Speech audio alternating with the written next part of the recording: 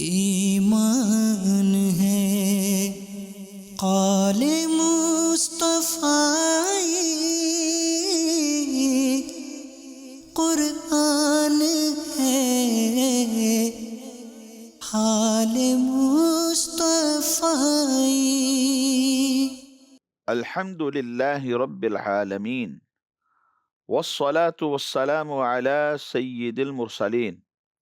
اما بعد فاعوذ باللہ من الشیطان الرجیم، بسم اللہ الرحمن الرحیم۔ الصلاة والسلام علیک یا رسول اللہ وعلى آلک واصحابک یا حبیب اللہ۔ الصلاة والسلام علیک یا نبی اللہ وعلى آلک واصحابک یا نور اللہ۔ حضور نبی پاک صلی اللہ تعالی علیہ وآلہ وسلم کا فرمان ذیشان ہے، فرمایا اکثر الصلاۃ علی یوم الجمعہ، جمعۃ المبارک کے دن مجھ پر درود پاک کی کثرت کیا کرو، فإنہ یوم مشہود تشہدہ الملائکہ، کیونکہ یہ یوم مشہود ہے، اللہ کے ملائکہ فرشتے اس دن حاضر ہوتے ہیں۔ لیس من عبد یصلی علی الا بلغنی صوتہ حیث کان، اور فرمایا جو درود پڑھتا ہے اس کی آواز مجھ تک پہنچ جاتی ہے، وہ کہیں بھی ہو۔ صحابہ کرام علیہم الرضوان نے عرض کیا وبعد وفاتک، اے اللہ کے رسول علیہ السلام، کیا آپ کے وصال ظاہری کے بعد بھی یہی کیفیت ہوگی؟ ارشاد فرمایا وبعد وفاتی، ہاں میرے وصال ظاہری کے بعد بھی یہی کیفیت ہوگی۔ اور اس کی وجہ بھی مصطفیٰ جان رحمت صلی اللہ علیہ وسلم نے ارشاد فرمائی ان اللہ حرم علی الارض ان تأکل اجساد الانبیاء، کیونکہ بے شک اللہ تبارک و تعالی نے زمین پر انبیاء کرام علیہم السلام کے جسموں کو کھانا یہ حرام کر دیا ہے۔ صلو علی الحبیب صلی اللہ تعالی علی محمد صلی اللہ علیہ وسلم۔ پیارے اسلامی بھائیوں، مدنی چینل کے ناظرین، رمضان المبارک اپنی برکتیں لٹا رہا ہے، اور اس کی برکتوں میں، اس کی برستی ہوئی رحمتوں میں، ان پر نور ساعتوں میں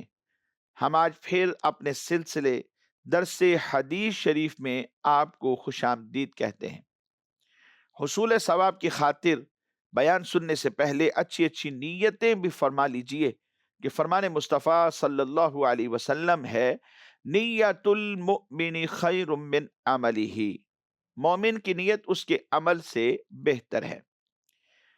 مدنی چینل کے ناظرین، آج جس حدیث مبارکہ پر ہم بات کرنے جا رہے ہیں وہ حدیث مبارک حضرت ابو ہریرہ رضی اللہ تعالی عنہ سے مروی ہے، اور اس حدیث مبارک میں نبی کریم صلی اللہ علیہ وسلم نے 7 ان اشخاص کا ذکر کیا ہے کہ جن کو اللہ تبارک و تعالی کے عرش کا سایہ ملے گا۔ آئیے سماعت فرمائیے کہ وہ کون سے لوگ ہیں کہ جن کو اس روز کہ جب کوئی سایہ نہ ہوگا، اس روز بھی اللہ تبارک و تعالی کے عرش کے سائے تلے جگہ مل جائے گی۔ حضرت سیدنا ابو ہریرہ رضی اللہ تعالیٰ عنہ کہتے ہیں نبی پاک صلی اللہ تعالی علیہ وآلہ وسلم نے ارشاد فرمایا سبعۃ یظلہم اللہ تعالی فی ظلہ یوم لا ظل الا ظلہ، فرمایا کہ 7 وہ لوگ جنہیں اللہ تبارک و تعالی اس دن اپنے عرش کے سائے میں رکھے گا جب کہ اس کے سوا اور کوئی سایہ نہ ہوگا۔ وہ 7 لوگ کون ہیں؟ ان میں سے جو سب سے پہلا ہے، فرمایا امام عدل، یہ عادل بادشاہ ہے، اور دوسرا وشاب نشأ فی عبادت اللہ، وہ نوجوان جو اللہ کی عبادت میں اپنی جوانی کو گزار دیتا ہے، اور تیسرا وَرَجُلٌ قَلْبُهُ مُعَلَّقٌ فی المساجد، وہ شخص کہ جب وہ مسجد سے نکل بھی جائے تب بھی اس کا جو دل ہے وہ مسجد میں ہی لگا رہے یہاں تک کہ وہ مسجد میں دوبارہ لوٹ آئے۔ اور چوتھا شخص فرمایا وَرَجُلَانِ تَحَابَّا فِي اللَّهِ اجْتَمَعَا عَلَيْهِ وَتَفَرَّقَا عَلَيْهِ، وہ دو لوگ ہیں جو اللہ تبارک و تعالی کی محبت میں جمع ہوں اور اسی کی محبت پر وہ جدا ہوتے ہیں، یعنی جب جمع ہوتے ہیں تو اللہ کی محبت کی وجہ سے جمع ہوتے ہیں، اور جب آپس میں جدا ہوتے ہیں تو اسی محبت پر جدا ہوتے ہیں۔ اور پانچواں شخص فرمایا وَرَجُلٌ دَعَتْهُ امْرَأَةٌ ذَاتُ مَنْصَبٍ وَجَمَالٍ فَقَالَ إِنِّي أَخَافُ اللَّهِ، اور وہ شخص کہ جسے ایک خاندانی حسین و جمیل عورت گناہ کی طرف بلائے تو وہ جواب میں کہتا ہے انی اخاف اللہ، میں اللہ سے ڈرتا ہوں۔ اور چھٹا شخص وَرَجُلٌ تَصَدَّقَ بِصَدْقَةٍ فَأَخْفَاهَا حَتَّى لَا تَعْلَمَ شِمَالُهُ مَا تُنْفِقُ يَمِينُهُ، وہ شخص کہ جو چھپ کر خیرات کرے یہاں تک کہ اس کا بایاں ہاتھ نہ جانے کہ دائیں ہاتھ نے اللہ کی راہ میں کیا خرچ کیا ہے۔ اور ساتواں شخص وَرَجُلٌ ذَكَرَ اللَّهَ خَالِيًا فَفَاضَتْ عَيْنَاهُ، اور وہ شخص کہ جو تنہائی میں اللہ تبارک و تعالی کو یاد کرے تو اس کی جو آنکھیں ہیں ان سے آنسو بہیں، خوف خدا میں اللہ کی یاد میں اس کی آنکھوں سے آنسو بہتے ہیں۔ فرمایا جو ایسا شخص ہے وہ بھی اللہ تبارک و تعالی کے عرش کے سائے تلے ہوگا، حالانکہ اس روز کوئی سایہ نہ ہوگا سوائے اللہ کے عرش کے سائے کے، اور اسے رب کائنات جگہ عطا فرمائے گا۔ مدنی چینل کے ناظرین، آئیے کچھ اس کی شرح بھی سماعت فرمائیے۔ سب سے پہلا وہ شخص کہ جس کے بارے میں فرمایا امام عدل، عادل حکمران، عادل بادشاہ۔ سیدنا ابو ہریرہ رضی اللہ تعالیٰ عنہ سے مروی ہے، نبی پاک صلی اللہ علیہ وسلم نے ارشاد فرمایا عادل حکمران کا اپنی رعایا میں ایک دن کام کرنا عابد کے اپنے اہل میں 50 یا 100 سال کام کرنے سے افضل ہے۔ عابد عبادت گزار کو کہتے ہیں، یہ 50 سال کام کرتا ہے، 100 سال کام کرتا ہے اپنے اہل میں۔ فرمایا اس کے 50 سال اور 100 سال ایک طرف ہے، اور عادل حکمران، عدل و انصاف کرنے والے بادشاہ کا صرف ایک دن اپنی رعایا میں کام کرنا اس کے 50 یا 100 سال سے بھی افضل ہے۔ اللہ اکبر۔ رحمت عالم صلی اللہ علیہ وسلم نے فرمایا ایک گھڑی کا عدل، ایک ساتھ ایک گھڑی کا عدل 70 سال کی عبادت سے بہتر ہے۔ 70 سال کی عبادت ایک طرف، اور یہ عدل و انصاف کرنے والا ہے، اس کی جو ایک گھڑی ہے وہ 70 سال کی عبادتوں پر فضیلت رکھتی ہے۔ حضرت سیدنا ابو ہریرہ رضی اللہ تعالیٰ عنہ سے ہی مروی ہے، نبی پاک صلی اللہ علیہ وسلم نے ارشاد فرمایا کہ 3 بندوں کی دعا رد نہیں ہوتی، قبول ہو جاتی، ان میں ایک عادل بادشاہ ہے، اور دوسرا روزہ دار جب افطار کرے۔ مدنی چینل کے ناظرین، رمضان المبارک کی برکتیں لیجئے۔ روزہ دار جب افطاری کرتا ہے اور اس وقت یہ اپنے رب کی بارگاہ میں دعا کرتا ہے، مناجات کرتا ہے، تو اس کی جو دعا ہے وہ رد نہیں ہوتی۔ اور تیسری فرمایا مظلوم کی جو دعا ہے یہ رد نہیں ہوتی۔ اللہ تبارک و تعالی ان کی دعا بادلوں سے بھی اوپر اٹھاتا ہے، اور اس کے لیے آسمان کے جو دروازے ہیں وہ کھول دیتا ہے۔ مدنی چینل کے ناظرین، عدل و انصاف بہت بڑی چیز ہے، اور عادل حکمران کے درجات کیا ہیں آپ نے سماعت فرما لیا۔ جسے بھی حکمرانی مل جائے، جسے بادشاہی مل جائے، کوئی وزارت مل جائے، کوئی عہدہ، کوئی منصب مل جائے، تو اسے چاہیے کہ عدل و انصاف کرے، ناظرین ساری عمر دنیا میں رہنا ہے، کیا قیامت تک یہیں پر رہیں گے اور کماتے اور جمع کرتے رہیں گے؟ نہ پہلے ایسی کوئی مثال ہے کہ لوگ 1400 سال سے چلتے چلے آ رہے ہوں، اور نہ ہی کسی نے قیامت تک رہنا ہے۔ جتنی عمر ہے وہ گزار کے چلے جانا ہے، اور جو مال اپنی قسمت کا ہے وہ مل جانا ہے، یہ اللہ کا وعدہ ہے۔ تو اس لیے زیادہ کے لالچ میں پڑ کے ناانصافیاں اور عدل و انصاف کو چھوڑ دینا یہ ایک مسلمان کا شیوا نہیں ہے۔ جو کچھ بھی ہو جائے، ہم مسلمان ہیں تو ہمیں قرآن اور حدیث کے مطابق چلنا ہے، شریعت کے مطابق عمل کرنا ہے، اللہ اور اس کے رسول کو راضی کرنا ہے، اور یہی مقصد ہے دنیا میں آنے کا۔ 40 سال، 50 سال، 60 سال، 70 سال، 80 سال عمر، حد کتنی عمر ہوگی؟ اس دنیا سے پردہ کر جانا ہے، چلے جانا ہے۔ تو اس سے پہلے کہ ہمارا جو رشتہ حیات ہے وہ جسم کے ساتھ ختم ہو جائے اور موت آ جائے، موت سے پہلے ہی عدل و انصاف کے ذریعے سے اللہ کو راضی کرنا ہے۔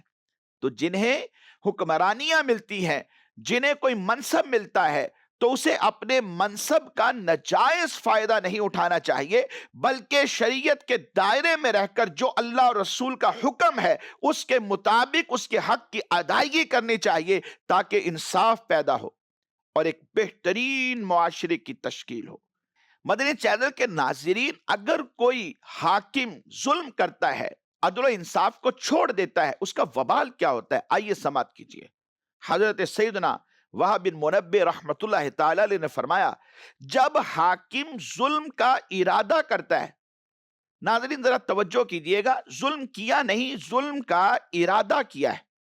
جب حاکم ظلم کا ارادہ کرتا ہے یا ظلم والے کام کرتا ہے، کام کرے یا صرف ارادہ کرے، تو اللہ تبارک و تعالی اس کی مملکت کے لوگوں میں، شہروں میں، کھیتوں میں، جانوروں کے تھنوں میں اور ہر شے میں نقص داخل کر دیتا ہے، کمی داخل ہو جاتی ہے۔ اور جب حاکم بھلائی اور عدل کا، انصاف کا صرف ارادہ کرتا ہے یا بھلائی اور عدل والے کام کرتا ہے، تو اللہ تبارک و تعالی اس کی مملکت کے اہل میں، یعنی مملکت کے لوگوں میں، اس کی سلطنت میں رہنے والی عوام میں اور تمام چیزوں کے اندر برکت پیدا کر دیتا ہے۔ حضرت ولید بن ہشام رحمت اللہ تعالی نے فرمایا، حاکم کے درست ہونے سے رعایا درست ہوتی ہے، اور حاکم کے خراب ہو جانے سے رعایا خراب ہو جاتی ہے۔ پتہ یہ چلا کہ سربراہ کے کاموں کا جو اثر ہے اس کے شہروں میں، لوگوں میں، کھیتوں میں، کھلیانوں میں، جانوروں میں، ان کے تھنوں میں اور ہر چیز میں پیدا ہوتا ہے۔ نیت اچھائی کی ہے، برکت پیدا ہو جائے، نیت برائی کی ہے تو وہاں نقص پیدا ہوگا۔ اس لیے ہمیں چاہیے منصب ملے تو جو شریعت کے تقاضے ہیں ان کو پورا کریں۔ مدنی چینل کے ناظرین، دوسری بات، عبادت گزار نوجوان، اس کا مقام اور مرتبہ کیا ہے؟ وَشَابٌ نَشَأَ فِي عِبَادَةِ اللَّهِ، وہ نوجوان جو اللہ کی عبادت میں اپنی جوانی کو صرف کر دیتا ہے، گزار دیتا ہے، کل بروز قیامت اللہ کے عرش کے سائے تلے ہوگا۔ اپنی جوانی میں عبادت کرنے والے نوجوان کو بڑھاپے میں عبادت کرنے والے بوڑھے پر ایسی فضیلت حاصل ہے۔ روایتوں میں ہوتا ہے کہ جیسی مرسلین علیہ السلام کو تمام نبیوں پر ہے۔ یاد رکھیے، جوانی میں عبادت کی توفیق نصیب ہو جانا کسی نعمت عظمی یعنی بہت بڑی نعمت سے کم نہیں ہے، کیونکہ جوانی کی دہلیز پر قدم رکھتے ہی انسان شیطان کی خطرناک چالوں، نفس کے ناجائز کاموں، ناجائز خواہشات، برے دوستوں کی صحبتوں اور دنیاوی مستقبل بہتر بنانے کی فکروں میں لگ جاتا ہے، اور فانی دنیا کی رنگینیوں میں کھو کر دولت کمانے کے جو ناجائز طریقے ہیں ان طریقوں کے سبب یہ گناہوں کی اندھیریوں میں بھٹکتا پھرتا ہے اور عبادت و ریاضت کی طرف بالکل بھی مائل نہیں ہو پاتا۔ ہمیں بہت ہی مختصر وقت دیا گیا ہے اور اس دنیا میں بھیجا گیا، اور اس وقفے میں قبر و حشر کے طویل ترین معاملات کے لیے تیاری بھی کرنی ہے۔ ناظرین، سمجھدار وہی ہے جو اس تھوڑے سے وقت میں، مختصر سے وقت کو غنیمت جانتے ہوئے قبر و حشر کی تیاری میں مشغول ہو جائے اور لمحہ بھر اپنا قیمتی وقت فضول کاموں میں برباد نہ کرے، کیونکہ معلوم نہیں آئندہ لمحے وہ زندہ بھی رہے گا یا موت اسے طویل ترین عرصہ کے لیے گہری نیند سلا دے گی۔ لہذا جوانی اور زندگی کو غنیمت جانتے ہوئے ہمیں نیکیوں میں مشغول ہو جانا چاہیے۔ اس زندگی میں اور جوانی میں، صحت میں فائدہ اٹھا کر اللہ تبارک و تعالیٰ کو راضی کرنا چاہیے۔ اور تیسرا شخص، وَرَجُلٌ قَلْبُهُ مُعَلَّقٌ فِي الْمَسَاجِدِ، وہ شخص کہ جب تک مسجد میں رہتا ہے، مسجد میں خوش ہے، مسجد سے جاتا ہے، اس کا دل مسجد میں ہی معلق رہ جاتا ہے جب تک کہ واپس نہیں آ جاتا، اسے چین نہیں آتا، اللہ کی عبادات کے ساتھ اسے محبت ہے، جاتا ہے توجہ پھر بھی پیچھے مسجد کی طرف رہتی ہے، یعنی اللہ کی عبادت کی فکر لاحق رہتی ہے کہ میں نے عبادت کرنی، اگلی نماز کا وقت آتا ہے پھر آ جاتا ہے۔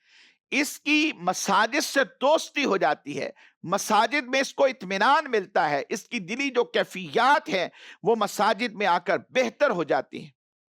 اور ایسا شخص حضرت ابو سعید خدری رضی اللہ تعالیٰ سے مروی ہے، نبی پاک صلی اللہ علیہ وسلم نے فرمایا، جب کسی تم ایسے شخص کو دیکھو جو کثرت کے ساتھ مسجد میں آمد و رفت رکھنے والا ہے، مسجد میں آنے والا ہے، تو اس کے ایمان کی گواہی دو۔ کثرت سے مسجد میں آتا ہے، اس کے ایمان کی گواہی دو، کیونکہ اللہ تبارک و تعالیٰ فرماتا ہے انما یعمر مساجد اللہ من آمن باللہ والیوم الآخر، اللہ کی مسجدوں کو وہی آباد کرتے ہیں جو اللہ اور قیامت کے دن پر ایمان رکھتے ہیں۔ مدنی چینل کے ناظرین، اور چوتھے وہ دو بندے ہیں کہ جو جب جمع ہوتے ہیں تو اللہ کی محبت کے لیے، اور جب جدا ہوتے ہیں تو اسی محبت کی وجہ سے جدا ہوتے ہیں، یعنی ان کا جو نقطہ نگاہ ہے وہ اللہ کی محبت ہے۔ صوفیہ کرام فرماتے ہیں کہ الحب فی اللہ اور البغض للہ، اللہ کے لیے ہی دوستی اور اللہ کے لیے ہی دشمنی، یہ تصوف کی جان ہے۔ ایک مومن کے کامل ایمان کی ایک بہت بڑی نشانی ہے کہ وہ اگر کسی سے دوستی کرتا ہے تو اپنی کسی نفسانی غرض کے لیے نہیں کرتا، بلکہ خالص اللہ تبارک و تعالیٰ کی رضا کے لیے یہ دوستی کرتا ہے۔ اور اگر وہ کسی سے دشمنی کرتا ہے تو محض اللہ تبارک و تعالیٰ کی رضا کے لیے، دین کے لیے اور اللہ رب العزت کی خوشنودی کے لیے یہ قدم اٹھاتا ہے۔ مثلا ہم لوگ انبیاء کرام علیہ الصلاۃ والسلام سے محبت کرتے ہیں، الحمدللہ، تمام صدیقین سے، شہداء سے، صالحین سے، اولیاء اللہ سے ہماری محبت ہے۔ وہ اس لیے نہیں کہ یہ لوگ کوئی ہمارے رشتہ دار ہیں، یعنی کوئی دنیاوی رشتہ ہے، یا اس لیے نہیں کہ انہوں نے کوئی ہماری مالی مدد کی ہے، کوئی دنیاوی منفعت کا مسئلہ ہے، صرف اس لیے کہ یہ اللہ تبارک و تعالیٰ کے محبوب بندے ہیں، اس لیے ہم ان سے محبت کرتے، خواہ وہ انبیاء ہوں، صلحاء ہوں، شہداء ہوں، صحابہ ہوں، نبی کی آل ہوں، ان تمام سے جو محبت ہے یہ اللہ تبارک و تعالیٰ کے لیے ہے۔ اور اگر ہم ابو جہل سے، ابو لہب سے اور دیگر کفار سے، منافقین سے بغض رکھتے ہیں یا دشمنی رکھتے ہیں تو اس لیے نہیں کہ ان لوگوں نے ہمیں کوئی مارا پیٹا ہے، کوئی نقصان دیا ہے، ہمارے مال و اسباب کو لوٹ لیا ہے، اس لیے نہیں، بلکہ ہم ان ظالموں سے صرف اس لیے دشمنی رکھتے ہیں یا بغض رکھتے ہیں کہ یہ اللہ تبارک و تعالیٰ کے دشمن، جو دشمن خدا ہے، جو دشمن رسول ہے، ان کے ساتھ دشمنی صرف اس لیے ہے کہ اللہ کی رضا اس میں ہے کہ ان کے ساتھ دشمنی نہ کی جائے، اور یہ چونکہ کر رہا ہے اس لیے ہماری بھی ان کے ساتھ دشمنی، ہمارا بھی ان کے ساتھ بغض ہوتا ہے۔ تو اس بات کو ذہن میں رکھیے، اللہ ہی کے لیے دوستی ہو اور اللہ ہی کے لیے دشمنی ہو۔ اسی کا دوسرا نام اخلاص ہے۔ مومن کے لیے ہر عمل میں اخلاص اور للہیت کا جذبہ رکھنا، یہ ایمان کی لذت کو پا لینے کی دوسری شرط ہے۔ اور مدنی چینل کے ناظرین، پانچواں شخص ورجل دعته امرأة ذات منصب وجمال فقال انی اخاف اللہ، وہ شخص کے جسے خاندانی حسین و جمیل عورت ہے، منصب رکھنے والی، وہ اگر اسے گناہ کی طرف بلاتی ہے تو یہ گناہ کی طرف نہیں جاتا، بلکہ جواباً کہتا ہے انی اخاف اللہ، میں اللہ سے ڈرتا ہوں۔ اور حقیقت بھی یہی ہے کہ انسان کو قدم قدم پر اپنے رب سے ڈرنا ہے، تقوی اور پرہیزگاری کو اختیار کرنا ہے۔ قرآن میں کہا یا ایھا الذین آمنوا اتقوا اللہ، اے ایمان والو اللہ سے ڈرو، اور جو اللہ سے ڈر جائے اس کے بارے میں فرمایا وَلِمَنْ خَافَ مَقَامَ رَبِّهِ جَنَّتان، اور جو اپنے رب کے حضور کھڑے ہونے سے ڈرے اس کے لیے انعام کیا ہے؟ فرمایا اس کے لیے 2 جنتیں ہیں۔ حکمت کیا ہے؟ اللہ تبارک و تعالیٰ کے پیارے محبوب صلی اللہ علیہ وسلم نے ارشاد فرمایا حکمت کی اصل اللہ تبارک و تعالیٰ کا خوف ہے، اور اللہ پاک کا جو خوف ہے اس کی تعریف یہ ہے کہ انسان تمام ان کاموں سے کہ جن سے منع کیا گیا ہے اپنی ذات کو بچا لے، تمام باتوں سے کہ جن سے منع کیا گیا ہے اپنی ذات کو بچا لے، تمام ان کاموں سے، تمام ان باتوں سے، یعنی ہر اس کام اور ہر اس بات سے اپنی ذات کو دور کر دے جو اللہ کی ناراضگی کا سبب بن جائے، اور ہر اس کام میں پڑے، ہر اس بات کو کہے کہ جس سے اسے اللہ تبارک و تعالیٰ کی رضا نصیب ہوتی ہے۔ اسی میں عافیت ہے۔ مدنی چینل کے ناظرین، اللہ کا خوف ہو تو انسان گناہوں سے بچتا رہتا ہے۔ اور چھٹا شخص فرمایا وَرَجُلٌ تَصَدَّقَ بِصَدْقَةٍ فَأَخْفَاهَا حَتَّى لَا تَعْلَمَ شِمَالُهُ مَا تُنْفِقُ يَمِينُهُ، وہ شخص کے جو چھپ چھپ کر خیرات کرے یہاں تک کہ اس کا جو بایاں ہاتھ ہے اسے خبر نہ ہو کہ دائیں ہاتھ نے اللہ تبارک و تعالیٰ کی راہ میں کیا خیرات کیا ہے۔ زکوٰۃ، فطرہ، صدقہ و خیرات اعلانیہ طور پر یعنی لوگوں کے سامنے دینا بھی اگرچہ جائز ہے، البتہ عافیت پھر بھی اسی میں ہے کہ انسان چھپ چھپا کر اللہ تبارک و تعالیٰ کی بارگاہ میں صدقہ و خیرات کرے۔ اسی طرح ریاکاری کی جو آفت ہے اس سے بھی بچنا انسان کے لیے آسان ہو جاتا ہے۔ اللہ پاک قرآن مجید فرقان حمید میں ارشاد فرماتا ہے ان تبدوا الصدقات فنعما ہی وان تخفوها وتؤتوها الفقراء فهو خیر لکم، فرمایا کہ اگر خیرات اعلانیہ دو فنعما ہی تو کیا ہی اچھی بات ہے، اور اگر چھپا کر فقراء کو دو تو یہ تمہارے لیے سب سے بہتر ہے۔ اعلانیہ دینا بھی جائز، لیکن چھپا کر اس طرح دے کہ دائیں سے دیا تو بائیں کو خبر نہ ہو۔ ایسا شخص کل بروز قیامت جب کوئی سایہ نہ ہوگا اللہ تبارک و تعالیٰ کے عرش کے سوا، تو اس روز یہ اللہ تبارک و تعالیٰ کے عرش کے سائے میں ہوگا۔ اور ساتواں وَرَجُلٌ ذَكَرَ اللَّهَ خَالِيًا فَفَاضَتْ عَيْنَاهُ، وہ شخص کے جو تنہائی میں اللہ تبارک و تعالیٰ کو یاد کرتا ہے اور پھر اس کی آنکھیں بھی بہتی ہیں، یہ شخص بھی کل بروز قیامت اللہ تبارک و تعالیٰ کے عرش کے سائے میں ہوگا۔ حضرت کعب احبار رحمت اللہ تعالیٰ علیہ فرماتے ہیں جس نے ایک رات بھی اللہ تبارک و تعالیٰ کی ایسے عبادت کی کہ اسے کوئی جاننے والا نہ دیکھے، تو فرمایا تو وہ گناہوں سے ایسا نکل گیا جیسے اپنی رات سے یعنی دن کی طرف یہ نکل جاتا ہے۔ مزید فرماتے ہیں کہ جسے یہ پسند ہو کہ فرشتوں کی ایک بڑی جماعت اس کے لیے دعائے مغفرت کرے، اور کون نہیں چاہتا؟ ہم تو ہر ایک کو کہتے ہیں دعائے مغفرت کیجئے، دعائے مغفرت کیجئے، خود بھی اپنے لیے مغفرت مانگتے ہیں۔ کوئی بزرگ مل جائے، کوئی اللہ کے ولی مل جائیں، کوئی علماء اور صلحاء سے ملاقات ہو جائے تو ان کو بھی یہی کہتے ہیں ہمارے لیے دعائے مغفرت کریں، اور فرشتے کریں تو اس میں کیا ہی بڑی بات ہوگی۔ فرمایا کہ جسے یہ پسند ہو کہ فرشتوں کی ایک بڑی جماعت اس کے لیے دعائے مغفرت کرے، اس کی حفاظت کرے اور یہ غموں سے بے نیاز ہو جائے، تو فرمایا اسے چاہیے کہ جتنا ہو سکے گھر میں چھپ کر نماز پڑھے، ان کے لیے خوشخبری ہے جو اپنے گھروں کو سجدہ گاہ بنا لیتے ہیں۔ تنہائی میں نوافل پڑھے، مسجد کی جماعت واجب ہے مردوں کے لیے، لیکن گھر میں نوافل پڑھ کر